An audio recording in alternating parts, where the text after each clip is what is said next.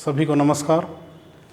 New Catholic mission school Jhabua से पुनः कक्षा 11वीं के छात्रों को हिंदी कक्षा में स्वागत करता हूँ।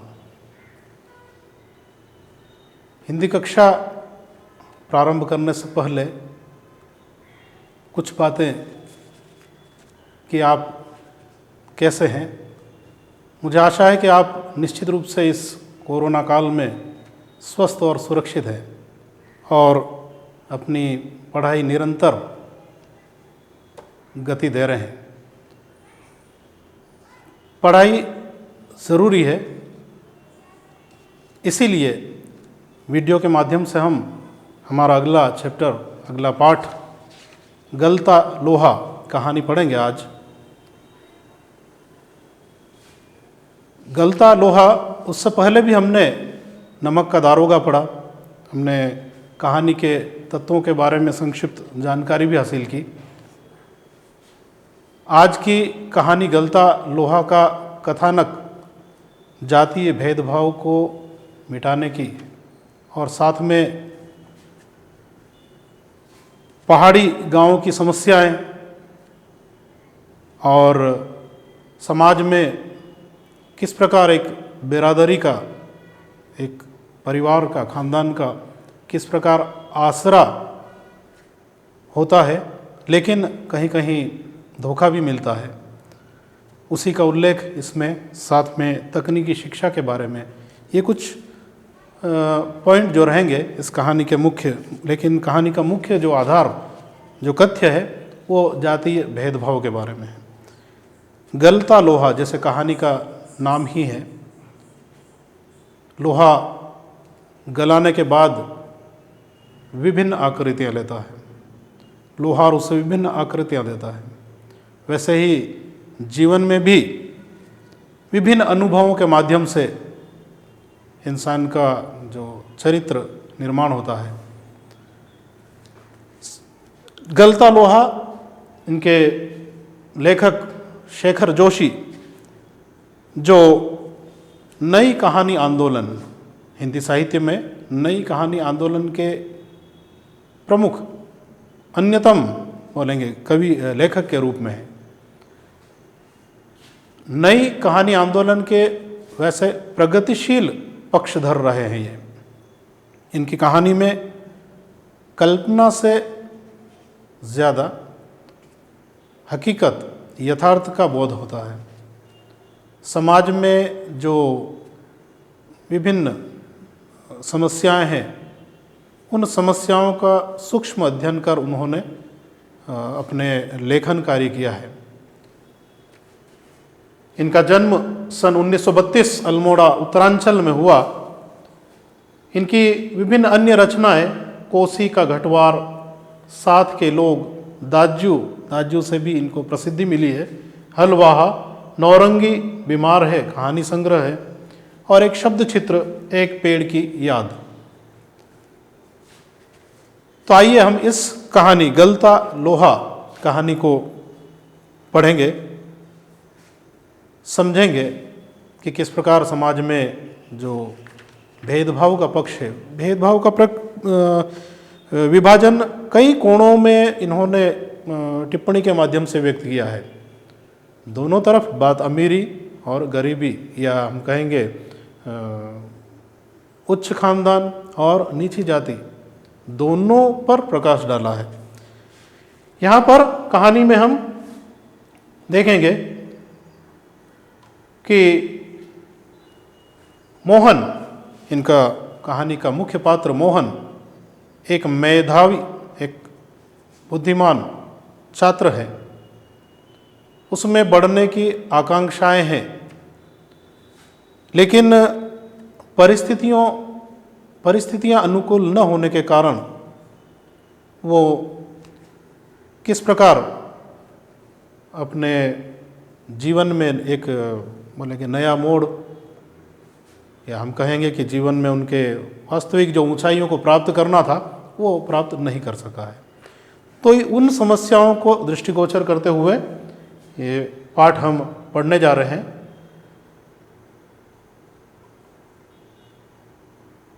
पाठ के विभिन्न बिंदुओं के माध्यम से हम इसे पढ़ेंगे। पहला, मोहन का परिवार एवं उसका बचपन।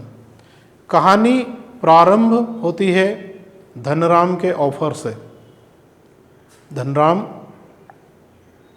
एक लोहार का बेटा है जो मोहन के बचपन का मित्र है। वो लोहारी का कार्य करता है। मोहन उसके पास आता है और फिर अपने यादों में खो जाता है। तो कहानी के प्रारंभ में हम उनका, मोहन के परिवार का बचपन, उसके परिवार के बारे में बात करते हैं।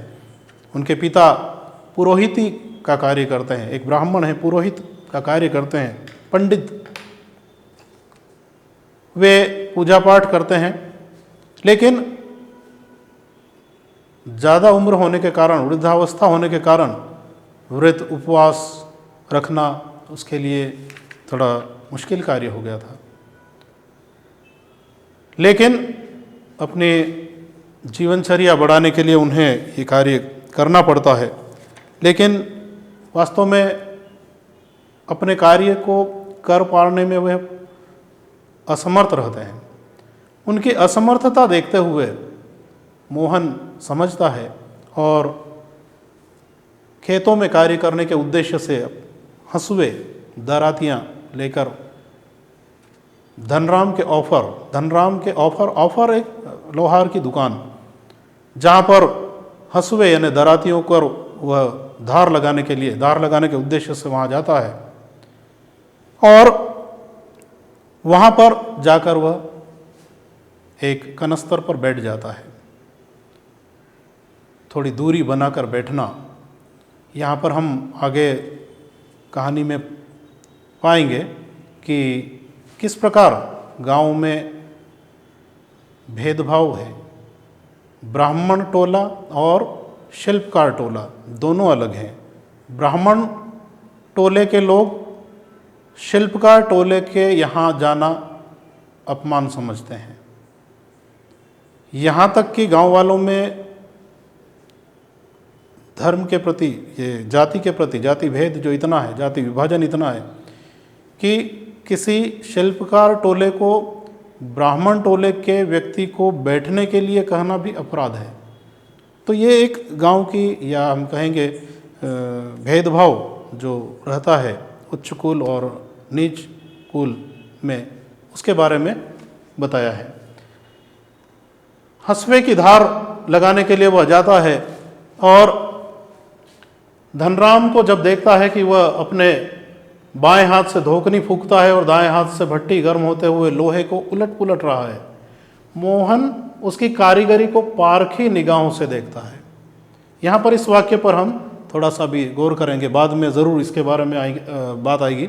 पारखी निगाहों से देखना यानी समझना उस बात को। निश्चित रूप से ये इस पंक्ति से हम समझ सकते हैं कि मोहन को वो लोहारी का कार्य अच्छी तरह आता है, इसीलिए इसको पारखी निगाहें कहा है। आगे बढ़ते हैं, फिलहाल हम उसको पुनः लाएंगे। हम धनराम व मोहन का मिलना। धनराम, जैसे बताया कि धनराम और मोहन सहपाठी है। बचपन में वह प्राइमरी स्कूल, प्राथमिक कक्षा में साथ में पढ़े हैं। यहाँ पर भी थोड़ी जाति भेदभाव, एक मास्टर त्रिलोक सिंह के बारे में बताया। मास्टर त्रिलोक सिंह गणित के अध्यापक हैं, मास्टर हैं। पहले पढ़ाने के लिए शिक्षक के हाथ में, मास्टर के हाथ में एक छड़ी होना एक स्वाभाविक प्रतीक चिन्ह के रूप में था। आज वो परिस्थितियां नहीं हैं, लेकिन उस समय मास्टर त्रिलोक सिंह ये भी भेदभाव करते हैं। मोहन चूँकि ब्राह्मण परिवार से, पुरोहित का लड़का है और पढ़ने में भी वह अव्वल है, इसीलिए कक्षा का मॉनिटर है और मास्टर त्रिलोक सिंह का वह चहेता भी है। इसीलिए कभी कभी जिन बच्चों को, कमज़ोर बच्चों को अगर कुछ नहीं आता है तो मास्टर जी द्वारा मोहन को मारने का भी अधिकार उनको दे दिया था। उन कमज़ोर बच्चों को छड़ी भी स्वयं मंगाते थे वे, और उसी से उनको पिटाई भी करते थे। लेकिन फिर भी धनराम का मोहन के प्रति स्नेह और आदर भाव कम नहीं था, और उसका कारण था जातिगत आधारहीनता। उसमें बचपन से ही डाल दी गई थी। बचपन से ही उसे इस बात को बता दिया था कि तुम लोहार हो, एक नीची जाति के हो। शायद इसीलिए वह मोहन का मान सम्मान करता है, कद्र करता है। धनराम के बारे में भी कुछ बातें करते हैं। धनराम लोहार का बेटा है, उनके पिता गंगाराम, वे उनको लोहारी का काम भी सिखाते हैं और साथ में स्कूल में। लेकिन स्कूल में उनका मन, धनराम का मन नहीं लगता है। एक बार 13 का पहाड़ा याद करने पर जब नहीं आता है तो मास्टर जी उसे व्यंग्य कसते हैं। एक कहा भी गया है कि लगी हुई चोट, किसी के द्वारा मारी गई चोट का घाव भर जाता है, लेकिन मानसिक रूप से दिया गया घाव कभी भरता नहीं है। इसीलिए मास्टर त्रिलोक सिंह का जो वाक्य बताया, जबान के चाबुक। जबान के चाबुक यानी चाबुक लगना एक अलग है, लेकिन जबान के चाबुक बहुत गहरे घाव करता है। यहाँ पर भी वह जातिगत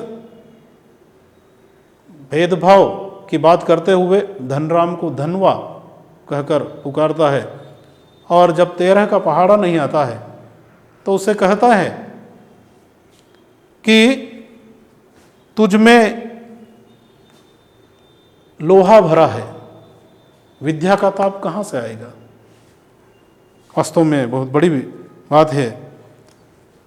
जबान के चाबुक, तेरे दिमाग में तो लोहा भरा है। लोहा उसको लोहारी का याद दिलाता है कि तुम लोहे का काम ही करो, विद्या नहीं आ सकती है।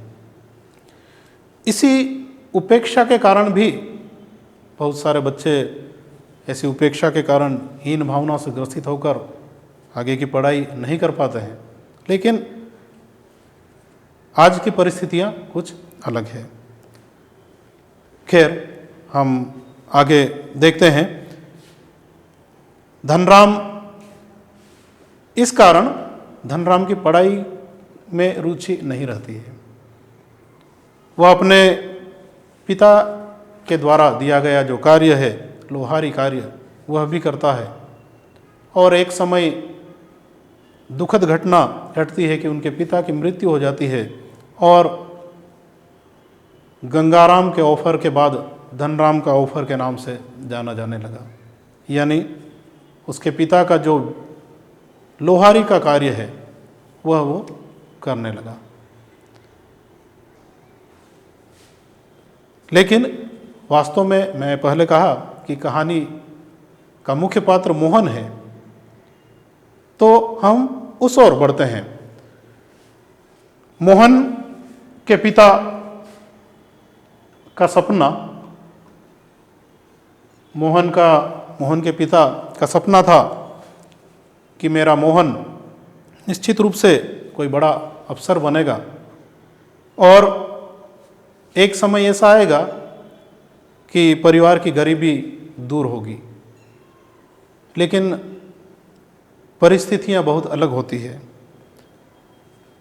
उसी परिस्थिति का जो बात कहें, मोहन का स्कूल पहुंचने के लिए किया गया संघर्ष। मोहन प्राथमिक कक्षा तक बहुत अच्छे अंकों से उन्होंने प्राइमरी कक्षा उत्तीर्ण की, 5वीं उत्तीर्ण की, और उसे उसके लिए छात्रवृत्ति, स्कॉलरशिप भी मिलने लगी।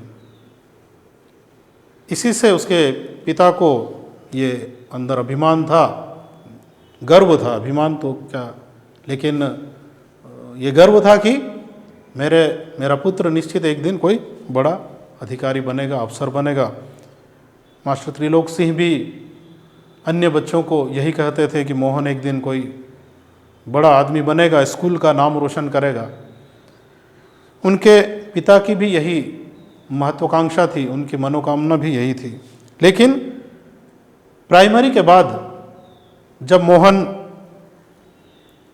आगे की पढ़ाई के लिए जाता है तो वो गांव से 4 मील दूर होता है।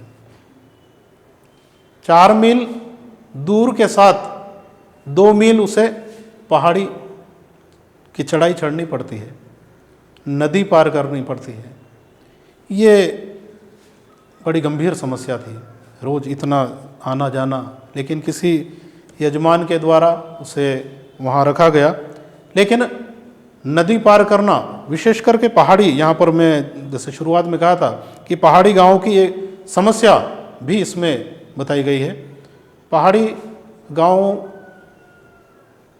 शहर से दूरी होने के कारण जो दैनिक जीवन का सामान है लाना करना वो बड़ा कठिन है।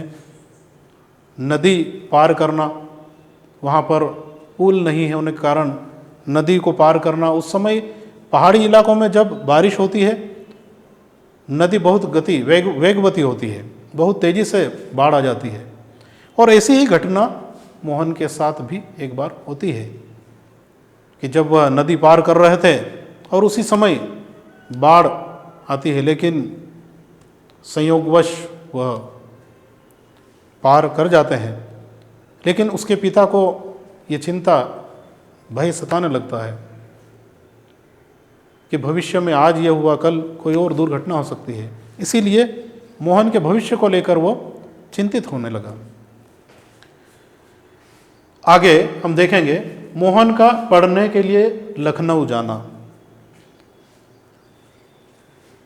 उनके पिता की बिरादरी का एक रमेश, जो लखनऊ में रहता है, नौकरी वहाँ पर करता है, छुट्टियों में अपने गांव आता है। संयोगवश वंशीधर मोहन के पिता और उनकी बातचीत होती है और बातों ही बातों में वह मोहन की समस्या बताता है। रमेश अपने साथ उसे लखनऊ ले जाने के लिए कहता है।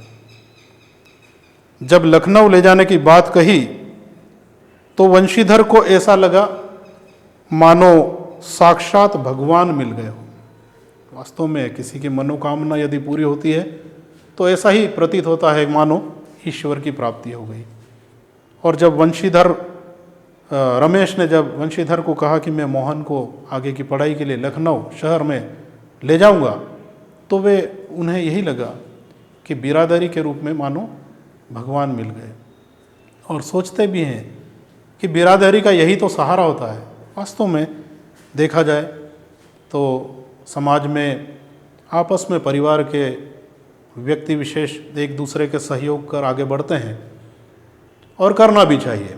लेकिन कभी कभी कोई व्यक्ति अपने स्वार्थ के लिए धोखा देता है, विश्वासघात करता है। और यही मोहन के साथ हुआ। मोहन रमेश के साथ लखनऊ तो गया, लेकिन वहाँ उसे जैसा बर्ताव रखना था, जैसे उसको रखना चाहिए वैसे नहीं, बल्कि वह एक नौकर के रूप में। रमेश ने यही सोचा, वहाँ पर भी गांव में भी यही सोचा कि इस लड़के को मैं ले जाऊंगा तो घर के काम काज करेगा। उसके मन में उसकी पढ़ाई के प्रति भाव नहीं थे कि मैं उसे पढ़ाऊंगा, बल्कि उसे शायद फ्री का नौकर चाहिए था। और मोहन भी लखनऊ जाकर इन्हीं विभिन्न कार्यों में, आस पड़ोस के लोग भी उसे जब बाज़ार जाता है कुछ मंगाने के लिए तुरंत उसे बोल देते। इन्हीं में उलझा हुआ एक होनहार मोहन की पढ़ाई अस्थिर हो जाती है। वह उस ढंग से पढ़ाई नहीं कर पाता है। घर पर भी वह बताना नहीं चाहता, घर वालों को असलियत नहीं बताना चाहता, क्योंकि उसे मालूम है कि घर की परिस्थिति क्या है। इसीलिए वह परिस्थितियों से समझौता करता है। मोहन द्वारा परिस्थितियों से समझौता करना, मोहन इन परिस्थितियों से समझौता कर जैसे तैसे सरकारी स्कूल में 8वीं क्लास तक पढ़ाई कर पाता है। पास होने के बाद आगे बढ़ने के लिए, लेकिन रमेश और रमेश के घर वाले वो इच्छुक नहीं थे कि वो आगे पढ़े, इसीलिए बहाना बनाते हैं वो बताते हैं कि आजकल बीए और एमए पास भी बेरोजगार घूमते हैं, आगे की पढ़ाई करने से कोई मतलब नहीं है, तुम तकनीकी शिक्षा ग्रहण करो। खैर, आज जैसे मैं पहले भी बताया, तकनीकी शिक्षा के बारे में भी उल्लेख होगा। तकनीकी शिक्षा आज का अगर हम देखें, आज वर्तमान में बहुत महत्वपूर्ण है, बहुत महत्व रखती है। लेकिन उस समय डिग्री हासिल करना बड़ी बात थी, लेकिन उनको यही था कि एक फ्री का जो नौकर मिला हुआ है वो फिर उच्च शिक्षा या आगे पढ़कर नौकरी करने लगेगा और हमें नहीं मिलेगा, शायद यही उनके दिमाग में था। और मोहन भी अपनी परिस्थितियों को समझौता करता है परिस्थितियों से और आगे तकनीकी शिक्षा ग्रहण करता है। बाद में वंशीधर भी यही सपना देखता है कि मेरा बेटा वहाँ जाकर बहुत पढ़ाई कर रहा है, निश्चित रूप से वह कोई विशेष व्यक्ति बनेगा, यही सपना देखता है। लेकिन जब असलियत उसे मालूम होती है तो बहुत दर्द होता है, बहुत दुख होता है। धनराम जब वंशीधर से, मोहन के पिता वंशीधर से पूछता है मोहन के बारे में, तो वो उसे झूठ बोलते हैं कि मोहन सचिवालय में नौकरी करता है। धनराम भी उस बात पे पूर्ण विश्वास करता है, क्योंकि उसे मालूम है, बचपन से ही उसे लगता था कि मोहन बहुत बुद्धिमान छात्र है और निश्चित रूप से उनके मास्टर साहब ने भी यही कहा था कि वह एक दिन बड़ा आदमी बनेगा। सो उनकी पंडित जी की बातों पर पूरा विश्वास करते हैं। लेकिन मोहन को ये कहने के बाद वंशीधर को बड़ा पछतावा होता, बहुत दुख होता है कि वे झूठ बोले, लेकिन क्या कर सकते हैं। आगे हम देखें मोहन की सृजनात्मकता। पुनः कहानी मोहन धनराम के ऑफर से प्रारंभ होती है। वो अपनी याद में बचपन, अपनी शिक्षा को, लखनऊ का जो नया अध्याय जुड़ता है उसके बारे में बताते हुए पुनः यहाँ पर आते हैं। हमने सुना, पढ़ा कि मोहन ने तकनीकी शिक्षा बाद में थोड़ी ग्रहण की। उसके बाद जब वह गांव आता है, अपने पिता की स्थिति देखकर वह कुछ करना चाहता है, इसीलिए खेतों में जाने के लिए वह हंसुए दराती लेकर मोहन के ऑफर जाकर बैठता है। वहाँ पर बैठकर बड़े गौर से उनके कार्य देखता है, ये कार्यशैली देखता है। धनराम एक गोले को, एक छड़ को गर्म करने के बाद बड़ी मुश्किल से उसको गोलाई देने के लिए लगातार कोशिश में लगा हुआ है, लेकिन वो पूर्ण नहीं हो पा रही है। मोहन काफ़ी देर तक देखता रहा और अचानक कुछ निर्णय लेकर वह उठता है और धनराम से हथौड़ा लेकर वह खुद उस लोहे को सही गोलाई देखता है और जांच करता है। धनराम बड़ा आश्चर्यचकित हो जाता है कि एक ब्राह्मण का बेटा लोहारी काम कर रहा है, क्योंकि मोहन को मालूम था कि गांव वालों की जो जाति संबंधी मान्यताएं कि ब्राह्मण टोले के लोग शिल्पकार टोले के लोगों के यहाँ पर नहीं बैठते। यहाँ तक कि शिल्पकार लोगों को लोग अगर किसी ब्राह्मण व्यक्ति या ब्राह्मण वर्ग के व्यक्ति को अपने यहाँ पर बैठने कहते हैं, उससे भी अपराध माना जाता था। कितनी बड़ी बात है। लेकिन मोहन उस मान्यताओं को, उस विधि विधान को तोड़ता है और धनराम से हथौड़ा लेकर वह उस छड़ की गोलाई खुद करने लगता है। खुद बड़े नपे तुले हाथों से वह चोट करता है लोहे पर और गोल आकृति बना देता है।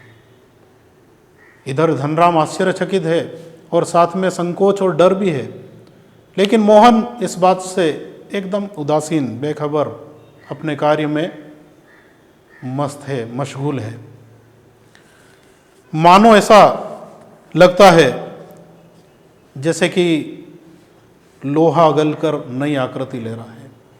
उस समय उसकी आंखों में एक सर्जक, एक बनाने वाले की चमक थी कि मैंने निर्माण किया है। उसमें कोई स्पर्धा नहीं थी, कोई हार जीत का भाव नहीं था, लेकिन उनमें जो भाव थी वो लोहा गलकर नया रूप ले रहा। जैसे मैंने बताया, लोहा गलकर नया रूप लेना। वास्तव में मोहन भी अपने जातिगत भेदभावों को गलाकर इस कार्य को करने के लिए मानो धनराम से सहमति मांग रहा हो, ऐसा प्रतीत होता है। ओके, धन्यवाद।